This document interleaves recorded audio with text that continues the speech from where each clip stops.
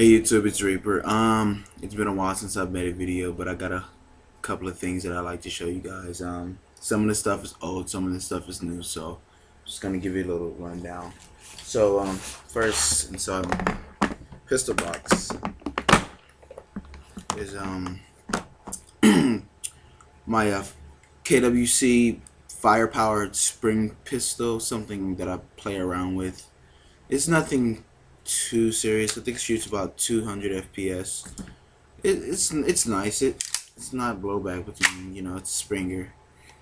Um, Also, I have a Double Eagle Springer that I got for free off of Airsoft Mega Store. It's pretty bulky. It's big. It's got a nice heavyweight mag. I don't know. Most of this is stuff that I don't usually play with, but I mean it was free, so I mean you're not gonna pass up on free. Right here I have an OD Green Dragon. Oh, I'm sorry, a Dragon drop leg holster. It's nice. I mean it barely fits me, but I mean I don't know. If you're interested in it, it is up for grabs, because I mean what good is a holster that barely fits? It's gonna pop off for me when I'm running around. I have a tack backpack so I can carry my stuff around when I'm on the field and keep all my airsoft stuff in here organized. So let's see, bag of G&G, not bag, bottle of G&G BBs. A magazine, we'll get into that. If you know what it is, then post it. A 44 Magnum revolver, which is also up for sale. Actually, all of the pistols are up for sale because I am trying to get a new pistol set. So, here's some shooter gloves. Thing about these is they're nice and they fit me very well, but here's the problem. When I first got them, I put them on and they felt really nice, and I mean, I don't know if you're like me, but I kind of played around with them just to see how comfortable they were and how they worked out for me. And then the first thing I noticed after putting them on, and it's not that they don't fit, they fit perfectly. The first thing I noticed is when I pulled the trigger to my revolver, I could never get the trigger to click back all the way into place because my finger was too big. So, solution, cut this off. I'm not sure if I'm going to cut it off yet because I did want to get another pistol, so depending on the pistol I get, it might not be a problem.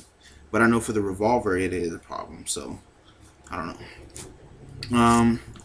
Here's a mag holder for the vest that I have. Let me move this stuff out of the way.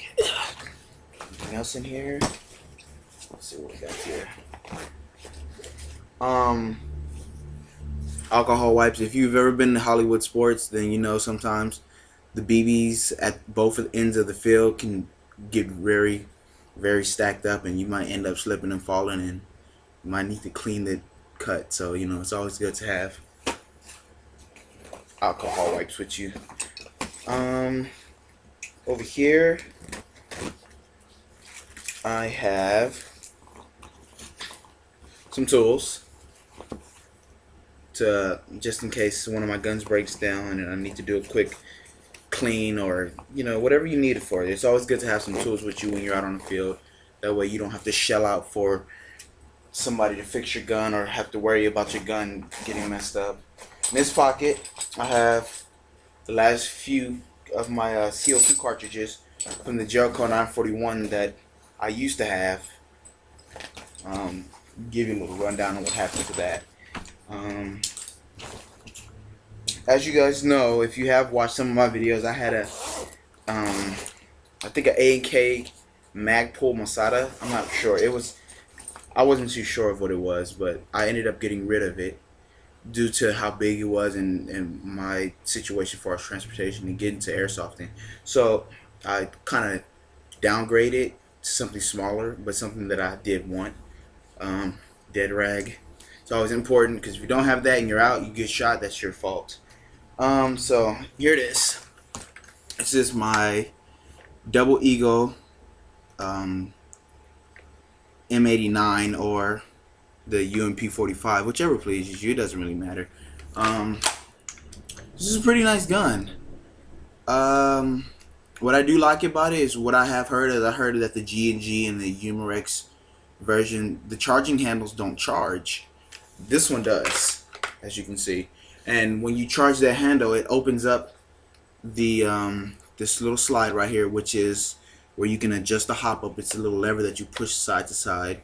And when you're done, you can just, or if you happen to break your charging handle, you could always do it manually and just pull the slide back. It's not gonna stay, but I mean, pulls the slide back. Here's the magazine. This, it isn't a high cap magazine, but I mean, it is what it is. When I get some more money, I'll be able to buy a few more magazines or buy a larger magazine. But I mean, as of right now, it's pretty nice. So I like the gun. It's got two adjustable sights right here. You got the circle sight, and then you have the little V groove sight. It's got a folding stock, as you see when I pulled it out of my bag. Something else I want to show you about that, but I'll get to that last. Let's see what else.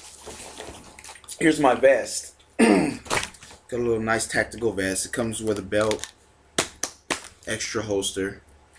So it comes with I'm thinking this was a paintball vest. I don't know. It looks like these were paintball cartridges, but the good thing about it is, well, I'm not complaining because for two reasons. The magazine holders for the UMPs are like $10 each, and for that you can buy more magazines. But they fit in this one, and they close. So I don't have to worry about buying UMP mag holders if I decide to buy a whole bunch of them. It also comes with three pistol magazine holders and a little tactical pocket, if you please, to put your tactical bacon or shotgun shells, whatever you like. You got a walkie-talkie holder right here. You've got these little crescent style hooks for your I'm assuming for your harnesses. If you have guns and you like to mount your guns to your harnesses, you can click them right there. Let's see. Yeah, that's about it as far as that. Do I have anything else in the bag? Let me see, I have something in here. Strap for my gun, which I won't be using because it's cheap. And cheap straps break, and that means you're going to break your gun if it falls. So, as far as all of that, now, these are some really good BBs too. These are G&G.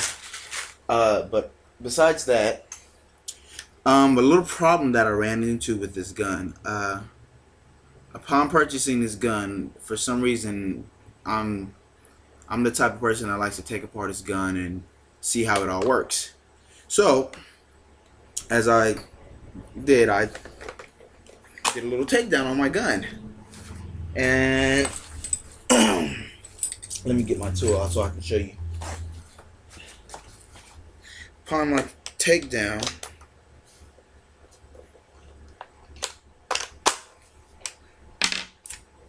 two pins. I've seen a couple of videos where people they've gotten their guns and they go, these are two takedown pins, and I wouldn't suggest, sorry about that, this one's in pretty tight.